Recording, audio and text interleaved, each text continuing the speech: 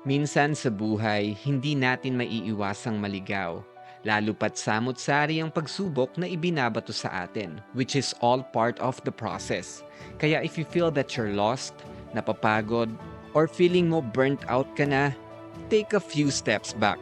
Balikan mo yung mga lugar at alaala na makapagbibigay sa iyo ng gasolina upang ikaw ay makahakbang muli. Kaya tara, pasyalan natin ang summer capital of the Philippines, Baguio City.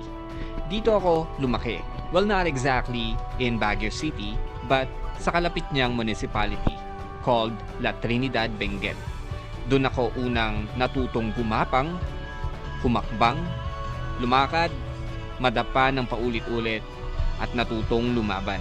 Well, sabihin na lang natin na medyo challenging ang upbringing ni Papa. Ganun talaga eh. Pero ganun pa man, masaya pa rin si Papa sa aking progreso. Masaya ako na nabibigay ko yung mga kailangan nyo. Masaya ako na napapasyal ko kayo sa mga lugar. At masaya ako dahil napapasaya ko kayo. Mga anak, lagi nyong tandaan, laging mahirap ang buhay. Laging may mga challenges o pagsubok. Laging may mga unexpected moments na mangyayari. Sana pagdating sa mga bagay na yan, lagi kayong mag-iingat at lagi nyong piliing maging masaya na walang tinatapakang tao. At ang lagi kong bilin, huwag na huwag kayong magpapaapi at huwag nyong hahayaang api-apihin kayo ng ibang tao. Lumaban kayo ng naaayon. Balik tayo kung saan kami nagkakilala ni Mama. Dito mismo. Dito kami nagtrabaho at dito kami nagkakilala. Yung love story namin ni Mama, nagsimula lang siya sa carrot cake. Si Mama nyo kasi, nagsiselos dahil binibigyan ni Papa yung friend naming isa ng food. Sabi ni Mama nyo sa akin, bakit siya binibigyan mo, ako hindi? So, nakaisip si Papa ng paraan para hindi na siya magtampo. Ang ginawa ni Papa, bumili ng carrot cake tapos nilagay niya doon sa locker ni Mama. Well, friend-friend pa lang yung status namin ni Mama nun. Tapos during that moment, nung binigyan ko siya ng carrot cake, doon na nagsimula yung spark. Kaya kuya, kapag ikaw binata na, carrot cake mo na. Natapos na rin ang pag-iikot upang maipakita namin sa inyo yung mga dati naming tinirhan at kung saan kami nagtatrabaho. Ngayon naman, pumasyal muna at sumilip tayo saglit sa PMA. Tara! Kung hindi ako nagkakamali, itong mga heavy machinery na to ay ginamit noong World War II. Ayan mga anak, isang magandang halimbawa ng pagpapahalaga ang nakikita nyo na yan. Old machineries to, yung iba medyo kinakalawang na pero pinapangalagaan pa rin at prine-preserve dahil ito ay pagpapakita ng respeto sa mga nagbuwis ng buhay nung mga panahon na may gera. Alam kong nagutom kayo sa biyahe kaya tara, buog gym muna tayo. Alam nyo ba mga anak, nung panahon namin, itong Nevada Square, napakagulo. Siguro naman ngayon tahimik na, hindi na uso yung mga gang-gang.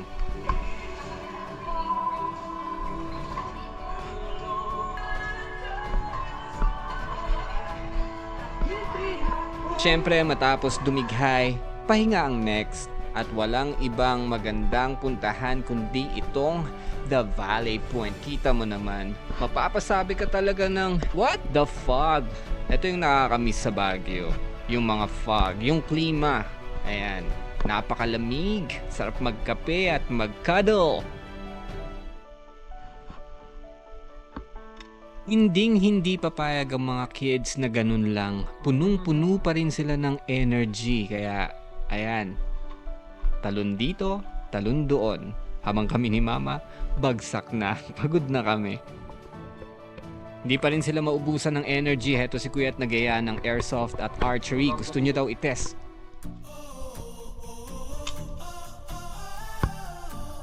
At kinabukasan, in-enjoy namin bilang isang buong pamilya ang hatid na scenery ng The Valley Point. Napakasarap sa mata. Ang sarap magkape, ang sarap ng klima, ang sarap yakapin ng buong pamilya habang pinagmamasdan na umusbong ang haring araw.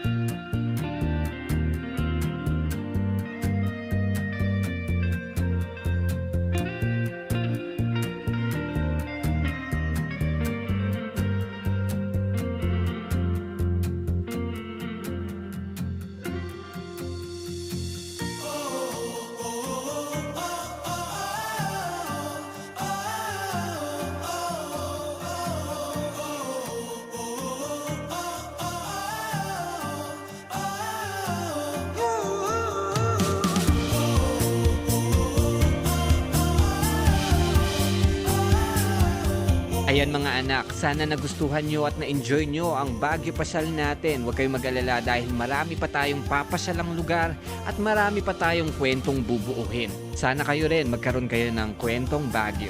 Till next time, this is Zazay! Bye-bye!